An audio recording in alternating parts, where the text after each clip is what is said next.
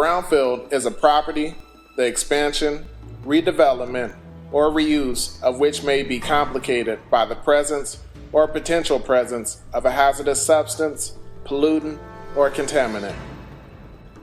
It is estimated that there are more than 450,000 brownfields in the U.S.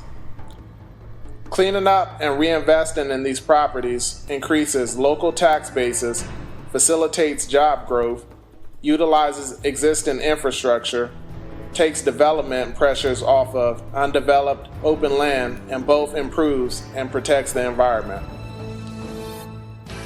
Since its inception in the 1995, EPA's Brownfields program has grown into a proven, results-oriented program that has changed the way communities address and manage contaminated properties.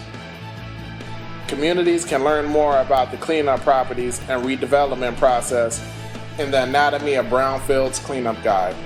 EPA's Brownfield program is designed to empower states, communities, and other stakeholders in economic redevelopment to work together in a timely manner to prevent, assess, safely clean up, and sustainably reuse brownfields. Beginning in the mid-1990s, EPA provided small amounts of seed money to local governments that launched hundreds of two-year brownfields pilot projects and developed guidance and tools to help states, community, and other stakeholders in the cleanup and redevelopment of brownfield sites.